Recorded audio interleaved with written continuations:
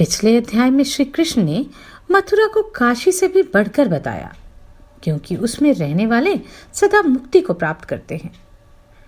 इस अध्याय में हम शालग्राम के स्वरूप और महिमा का वर्णन जानेंगे और उसमें किस तरह से तिलकादि विधि की जाती है वह भी जानेंगे। महादेव जी कहते हैं, देवी, एक समय की बात है, भगवान श्री कृष्ण द्वारका से मथुरा में आए और वहां से यमुना पार करके नंद के व्रज में गए। वहां उन्होंने अपने पिता नंद जी तथा यशोदा मैया को प्रणाम करके उन्हें भली भांति सांत्वना दी। फिर पिता माता ने भी उन्हें हृदय से लगाया। इसके बाद वे बड़े बड़े गोपों से मिले, उन सबको आश्वासन दिया तथा बहुत से वस्त्र और आभूषण आदि भेंट देकर वहां रहने वाले सब लोगों को संतुष्ट किया। तत्पश्चात पावन वृक्षों से भरे हुए यमुना के रमणीय तट पर गोपांगनाओं के साथ श्री कृष्ण ने 3 रात तक वहां सुखपूर्वक निवास किया। उस समय उस स्थान पर अपने पुत्रों और स्त्रियों सहित नंदगोप आदि सब लोग, यहाँ तक कि पशु पक्षी और मृग आदि भी भगवान वासुदेव की कृपा से दिव्य रूप धारण कर विमान पर आरूढ़ हुए और परम धाम वैकुंठ लोक को चले गए। इस प्रकार नंद के वज्र में निवास करने वाले सब लोगों को अपनी निरामय पद प्रदान करके भगवान श्री कृष्ण देवियों और देवताओं के मुख से अपनी स्तुति सुनते हुए शोभा संपन्न द्वारकापुरी में आए। वहां वसुदेव, उग्रसेन, संकर्षण, प्रद्युम्न, अनिरुद्ध और अक्रूर आदि यादव प्रतिदिन उनकी पूजा करते थे तथा वे विश्व रूपधारी भगवान दिव्य रत्नों द्वारा बने लता गृह में परिजात पुष्प बिछाए हुए मृदुल पलंगों पर शयन करके अपनी 16,008 रानियों के साथ विहार किया करते थे। इस प्रकार संपूर्ण देवताओं का हित और समस्त भूभार का नाश करने के लिए भगवान यदुवंश में अवतीर्ण हुए थे।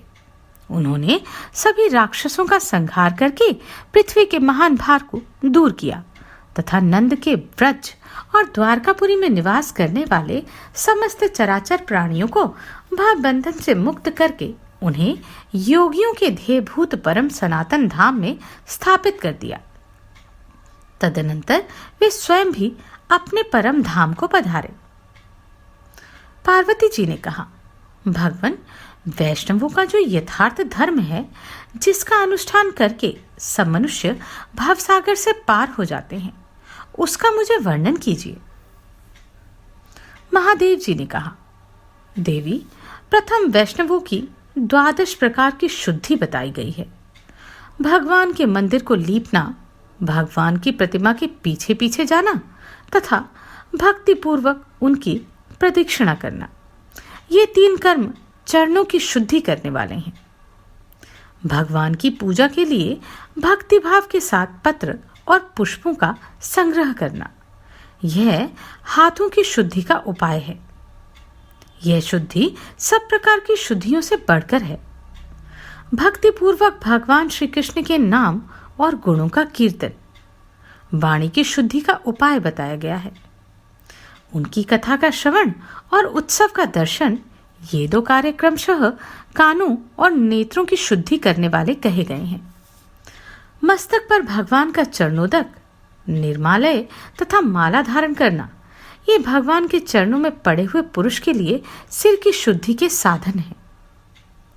भगवान के निर्मालय भूत पुष्प आदि को सूंघना अंतः शुद्धि तथा घ्राण शुद्धि का उपाय बताया गया है। श्री कृष्ण के युगल चरणों पर पड़ा हुआ पत्र पुष्प आदि संसार में एकमात्र पावन है। वह सभी अंगों को शुद्ध कर देता है। भगवान की पूजा 5 प्रकार की बताई गई है। उन 5 भेदों को सुनो। अभिगमन, उपादान, योग, स्वाध्याय और इज्जा, ये ही पूजा के 5 प्रकार हैं। अब तुम्हें इनका क्रमशः परिचय दे रहा हूं। देवता के स्थान को झाड़ बुहाकर साफ करना, उसे लीपना तथा पहले के चढ़े हुए निर्मालय को दूर हटाना अभिगमन कहलाता है। पूजा के लिए चंदन और पुष्पादि के संग्रह का नाम उपादान है। अपने साथ अपने इष्ट देव की आत्म भावना करना, अर्थात मेरे इष्ट देव मुझसे भिन्न नहीं है, यह मेरी ही आत्मा है। इस प्रकार की भावना को दृढ़ करना योग कहा गया है। इष्ट देव के मंत्र का अर्थानुसंधान पूर्वक जप करना। स्वाध्याय है सूक्त और स्तोत्र आदि का पाठ, भगवान का कीर्तन तथा भगवत तत्व आदि का प्रतिपादन करने वाले शास्त्रों का अध्याय भी स्वाध्याय कहलाता है। अपने आराध्य देव की यथार्थ विधि से पूजा करने का नाम इज्जा है। सुव्रते, यह 5 प्रकार की पूजा मैंने तुम्हें बताई। यह क्रमशः साश्रुति, सामीप्य, सालोक्य, सायुज्य और सारूप्य नामक मुक्ति प्रदान करने वाली है। अब प्रसंगवश शालग्राम शिला की पूजा के संबंध में कुछ निवेदन करूंगा। 4 भुजाधारी भगवान विष्णु के दाहिने एवं उधर्व भुजा के क्रम से अस्त्र विशेष ग्रहण करने पर केशव आदि नाम होते हैं, अर्थात दाहिनी ओर का ऊपर का हाथ, दाहिनी ओर का नीचे का हाथ, बाईं ओर का ऊपर का हाथ और बाईं ओर का नीचे का हाथ। इस क्रम से चारों हाथों में शंख, चक्र आदि आयुधों को क्रम या व्यतिक्रम पूर्वक धारण करने पर भगवान की भिन्न भिन्न संज्ञाएं होती हैं। उन्हीं संज्ञाओं का निर्देश करते हुए यहाँ भगवान का पूजन बतलाया गया है। उपर्युक्त क्रम से चारों हाथों में शंख, चक्र, गदा और पद्म धारण करने वाले विष्णु का नाम केशव है। पद्म, गदा, चक्र और शंख के क्रम से शस्त्र धारण करने पर उन्हें नारायण कहते हैं। क्रमशः चक्र, शंख, पद्म और गदा ग्रहण करने से माधव कहलाते हैं। गदा, पद्म, शंख और चक्र इस क्रम से आयुध धारण करने वाले भगवान का नाम गोविंद है। पद्म, शंख, चक्र और गदाधारी विष्णु रूप भगवान को प्रणाम है। शंख, पद्म, गदा और चक्र धारण करने वाले मधुसूदन विग्रह को नमस्कार है। गदा, चक्र, शंख और पद्म से युक्त त्रिविक्रम को तथा चक्र, गदा, पद्म और शंखधारी वामन मूर्ति को प्रणाम है। चक्र, पद्म, शंख और गदा धारण करने वाले श्रीधर रूपी को नमस्कार है। चक्र, गदा, शंख और पद्मधारी ऋषिकेश, आपको प्रणाम है। पद्म, शंख, गदा और चक्र धारण करने वाले पद्मना भावी ग्रह को नमस्कार है।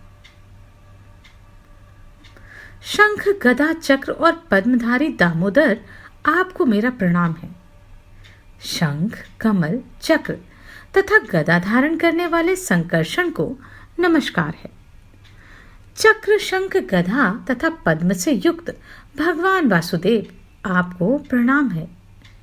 शंख, चक्र, गदा और कमल आदि के द्वारा प्रद्युम्न मूर्ति धारण करने वाले भगवान को नमस्कार है। गदा, शंख, कमल और चक्रधारी अनिरुद्ध को प्रणाम है। पद्म, शंख, गदा और चक्र से चिन्हित पुरुषोत्तम रूप को नमस्कार है। गदा, शंख, चक्र और पद्म धारण करने वाले अधोक्षज को प्रणाम है। पद्म, गदा, शंख और चक्र धारण करने वाले नृसिंह भगवान को नमस्कार है। पद्म, चक्र, शंख और गदा लेने वाले अच्युत स्वरूप को प्रणाम है। गदा, पद्म, चक्र और शंखधारी श्री कृष्ण विग्रह को नमस्कार है। जिस शालिग्राम शिला में द्वार स्थान पर परस्पर सटे हुए 2 चक्र हों, जो शुक्ल वर्ण की रेखा से अंकित और शोभा संपन्न दिखाई देती हो, उसे भगवान श्री गदाधर का स्वरूप समझना चाहिए। संकर्षण मूर्ति में 2 सटे हुए चक्र होते हैं और लाल रेखा होती है। उसका पूर्व भाग कुछ मोटा होता है। प्रद्युम्न के स्वरूप में कुछ कुछ पीलापन होता है और उसमें चक्र का चिन्ह सूक्ष्म रहता है।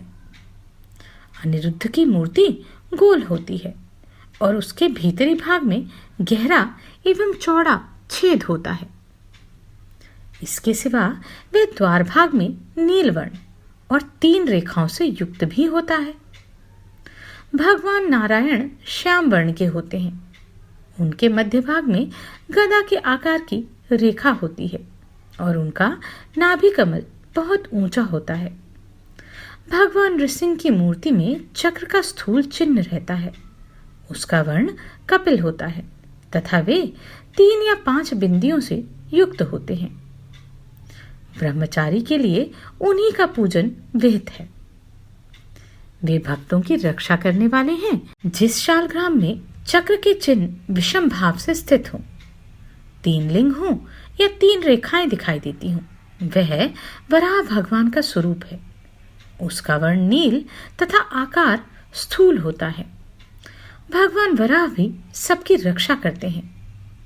कच्छप की मूर्ति श्याम वर्ण की होती है। उसका आकार पानी के भंवर के समान गोल होता है। उसमें यत्र तत्र बिंदुओं के चिन्ह देखे जाते हैं तथा उसका पृष्ठभाग श्वेत रंग का होता है। श्रीधर की मूर्ति में 5 रेखाएं होती हैं। वनमाली के स्वरूप में गदा का चिन्ह होता है। गोल आकृति, मध्य भाग में चक्र का चिन्ह तथा नीलवर्ण ये वामन मूर्ति की पहचान है, जिसमें नाना प्रकार की अनेकों मूर्तियां तथा सर्प शरीर के चिन्ह होते हैं। वह भगवान अनंत की प्रतिमा है। दामोदर की मूर्ति स्थूलकाय एवं नील वर्ण की होती है। उसके मध्य भाग में चक्र का चिन्ह होता है। भगवान दामोदर नील चिन्ह से युक्त होकर संकर्षण के द्वारा जगत की रक्षा करते हैं, जिसका वर्ण लाल है तथा जो लंबी लंबी रेखा, छिद्र, एक चक्र और कमल आदि से युक्त एवं स्थूल है।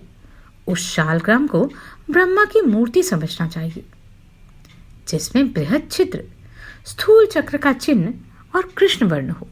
वह श्री कृष्ण का स्वरूप है। वह बिंदु युक्त या बिंदु शून्य दोनों ही प्रकार का देखा जाता है।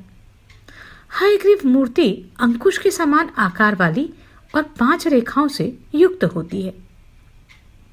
भगवान वैकुंठ कौस्तुभमणि धारण किए रहते हैं। उनकी मूर्ति बड़ी निर्मल दिखाई देती है। वह एक चक्र से चिन्हित और श्याम वर्ण की होती है। मत्स्य भगवान की मूर्ति बृहद कमल के आकार की होती है। उसका रंग श्वेत होता है तथा उसमें हार की रेखा देखी जाती है। जिस शालग्राम का वर्ण श्याम हो, जिसके दक्षिण भाग में एक रेखा दिखाई देती हो तथा जो 3 चक्रों से चिन्ह से युक्त हो, वह भगवान श्री रामचंद्र जी का स्वरूप है। वे भगवान सबकी रक्षा करने वाले हैं। द्वारकापुरी में स्थित शालग्राम स्वरूप भगवान गदाधर को नमस्कार है। उनका दर्शन बड़ा ही उत्तम है। वे भगवान गदाधर एक चक्र से चिन्हित देखे जाते हैं। लक्ष्मी नारायण 2 चक्रों से, त्रिविक्रम 3 से, चतुर्व्यूह 4 से, वासुदेव 5 से, प्रद्युम्न 6 से, संकर्षण 7 से, पुरुषोत्तम 8 से, नवव्यूह 9 से, दशावतार 10 से, अनिरुद्ध 11 से और द्वादशात्मन 12 चक्रों से युक्त होकर जगत की रक्षा करते हैं। इससे अधिक चक्र चिन्ह धारण करने वाले भगवान का नाम अनंत है। दंड, कमंडल और अक्षमाला धारण करने वाले चतुर्मुख ब्रह्मा तथा 5 मुख और 10 भुजाओं से सुशोभित वृषध्वज महादेव जी अपने आयुधों सहित शालग्राम शिला में स्थित रहते हैं। गौरी, चंडी, सरस्वती और महालक्ष्मी आदि माताएं हाथ में कमल धारण करने वाले सूर्यदेव, हाथी के समान कंधे वाले गजानन, गणेश, 6 मुखों वाले स्वामी कार्तिकेय तथा और भी बहुत से देवगण शालग्राम प्रतिमा में स्थापित होते हैं। अतः मंदिर में शालग्राम शिला की स्थापना अथवा पूजा करने पर ये उपर्युक्त देवता भी स्थापित और पूजित होते हैं। जो पुरुष ऐसा करते हैं उसे धर्म, अर्थ, काम और मोक्ष आदि की प्राप्ति होती है। गंडकी अर्थात नारायणी नदी के एक प्रदेश में शालग्राम स्थल एक महत्वपूर्ण स्थान है। वहां से निकलने वाले पत्थर को शालग्राम कहते हैं। शालग्राम शिला के स्पर्श मात्र से करोड़ों जन्मों के पाप का नाश हो जाता है। फिर यदि उसका पूजन किया जाए तब तो उसके फल के विषय में कहना ही क्या। वह भगवान के समीप पहुंचाने वाला है। बहुत जन्मों के पुण्य से यदि कभी कोषपथ के चिन्ह से युक्त श्री कृष्ण शिला प्राप्त हो जाए तो उसी के पूजन से मनुष्य के पुनर्जन्म की समाप्ति हो जाती है। पहले शालग्राम शिला की परीक्षा करनी चाहिए। यदि वह काली और चिकनी हो तो उत्तम है। यदि उसकी कालिमा कुछ कम हो तो वह मध्यम श्रेणी की मानी जाती है, और यदि उसमें दूसरे किसी रंग का सम्मिश्रण हो तो वह मिश्रित फल प्रदान करने वाली होती है। जैसे सदा काठ के भीतर छिपी हुई आग मंथन करने से प्रकट होती है, उसी प्रकार भगवान विष्णु सर्वत्र व्याप्त होने पर भी शालग्राम शिला में विशेष रूप से अभिव्यक्त होते हैं। जो प्रतिदिन द्वारका की शिला गोमती चक्र से युक्त 12 शालिग्राम मूर्तियों का पूजन करता है, वह वैकुंठ लोक में प्रतिष्ठित होता है। जो मनुष्य शालग्राम शिला के भीतर गुफा का दर्शन करते हैं, उसके पितृ तृप्त होकर कल्प के अंत तक स्वर्ग में निवास करते हैं। जहां द्वारकापुरी की शिला अर्थात गोमती चक्र रहता है, वह स्थान वैकुंठ लोक माना जाता है। वहां मृत्यु को प्राप्त हुआ मनुष्य विष्णु धाम में जाता है। जो शालग्राम शिला की कीमत लगाता है, जो बेचता है, जो विक्रय का अनुमोदन करता है तथा जो उसकी परीक्षा करके मूल्य का समर्थन करता है, वे सब नरक में पड़ते हैं। इसलिए देवी शालग्राम शिला और गोमती चक्र की खरीद और बिक्री छोड़ देनी चाहिए। शालग्राम स्थल से प्रकट हुए भगवान शालग्राम और द्वारका से प्रकट हुई गोमती चक्र, इन दोनों देवताओं का जहां समागम होता है वहां मोक्ष मिलने से तनिक भी संदेह नहीं है। द्वारका से प्रकट हुए गोमती चक्र से युक्त अनेकों चक्रों से चिन्हित तथा चक्रासन शिला के समान आकार वाले भगवान शालग्राम साक्षात चित्त स्वरूप निरंजन परमात्मा ही हैं। ओंकार रूप तथा नित्यानंद स्वरूप शालग्राम को नमस्कार है। महाभाग, शालग्राम में आपका अनुग्रह चाहता हूँ। प्रभु, मैं ऋण से ग्रस्त हूँ, मुझ भक्त पर अनुग्रह कीजिए। अब मैं प्रसन्नता पूर्वक तिलक की विधि का वर्णन करता हूँ। ललाट में केशव, कंठ में श्री पुरुषोत्तम, नाभि में नारायण देव, हृदय में बैकुंठ, बाईं पसली में दामोदर, दाहिनी पसली में त्रिविक्रम, मस्तक पर ऋषिकेश, पीठ में पद्मनाभ, कानों में गंगा यमुना तथा दोनों भुजाओं में श्री कृष्ण और हरि का निवास समझना चाहिए। उपर्युक्त स्थानों में तिलक करने से 12 देवता संतुष्ट होते हैं। तिलक करते समय इन 12 नामों का उच्चारण करना चाहिए। जो ऐसा करते हैं वे सब पापों से शुद्ध होकर विष्णु लोक को जाते हैं। भगवान के चरणोदक को पीना चाहिए और पुत्र, मित्र तथा स्त्री आदि समस्त परिवार के शरीर पर उसे छिड़कना चाहिए। श्री विष्णु का चरणोदक यदि पी लिया जाए तो वह करोड़ों जन्मों के पाप का नाश करने वाला है। भगवान के मंदिर में खड़ा हूं या सवारी पर चढ़कर जाना, भगवत संबंधी उत्सवों का सेवन न करना, भगवान के सामने जाकर प्रणाम न करना, उच्छिष्ट या अपवित्र अवस्था में भगवान की वंदना करना, एक हाथ से प्रणाम करना, भगवान के सामने ही एक स्थान पर खड़े खड़े प्रदक्षिणा करना, भगवान के आगे पांव फैलाना, पलंग पर बैठना, सोना, खाना, झूठ बोलना, जोर जोर से चिल्लाना, परस्पर बात करना, रोना, झगड़ा करना, किसी को दंड देना, अपने बल के घमंड में आकर किसी पर अनुग्रह करना, स्त्रियों के प्रति कठोर बात कहना, कंबल ओढ़ना, दूसरे की निंदा, पराई स्तुति, गाली कहना, अधोवायु का त्याग, शक्ति रहते हुए गौण उपचारों से पूजा करना, मुख्य उपचारों का प्रबंध ना करना, भगवान को भोग लगाए बिना ही भोजन करना, सामयिक फल आदि को भगवान की सेवा में अर्पण न करना, उपयोग में लाने से बचे हुए भोजन को भगवान के लिए निवेदन करना, भोजन का नाम लेकर दूसरे की निंदा तथा प्रशंसा करना, गुरु के समीप मौन रहना, आत्म प्रशंसा करना, तथा देवताओं को कोसना, ये विष्णु के प्रति 32 अपराध बताए गए हैं। मधुसूदन, मुझसे प्रतिदिन हजारों अपराध होते रहते हैं, किंतु मैं आपका ही सेवक हूं। ऐसा समझकर मुझे उनके लिए क्षमा करें। इस मंत्र का उच्चारण करके भगवान के सामने पृथ्वी पर दंड की भांति पड़कर साष्टांग प्रणाम करना चाहिए। ऐसा करने से भगवान श्रीहरि सदा हजारों अपराध क्षमा करते हैं। द्विजातीय के लिए प्रातः और शाम 2 ही समय भोजन करना वेद विहित है। गोल लौकी, लहसुन, ताड़ का फल और भांटा, इन्हें वैष्णव पुरुषों को नहीं खाना चाहिए। वैष्णवों के लिए बड़, पीपल, मदार, कुंभी, तिंदुक, कोविदनार अर्थात कचनार और कदम्ब के पत्ते में भोजन करना निषेध है। जला हुआ तथा भगवान को अर्पण ना किया हुआ अन्न, जंबीर और बिजौरा नींबू, शाक तथा खाली नमक भी वैष्णव को नहीं खाना चाहिए। यदि देवात कभी खा ले तो भगवत नाम का स्मरण करना चाहिए।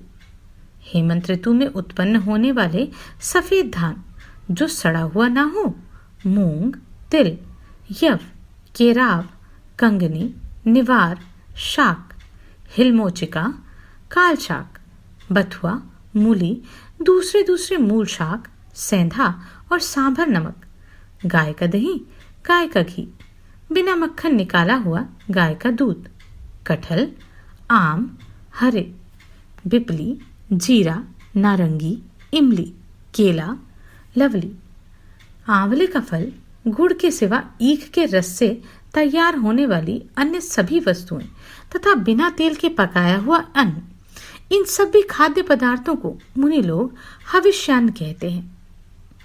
जो मनुष्य तुलसी के पत्र और पुष्प आदि से युक्त माला धारण करते हैं, उसको भी विष्णु ही समझना चाहिए। आंवले का वृक्ष लगाकर मनुष्य विष्णु के समान हो जाता है। आंवले के चारों ओर 350 हाथ की भूमि को कुरुक्षेत्र जानना चाहिए। तुलसी की लकड़ी के रुद्राक्ष के समान दाने बनाकर उसके द्वारा तैयार की हुई माला कंठ में धारण करके भगवान का पूजन आरंभ करना चाहिए।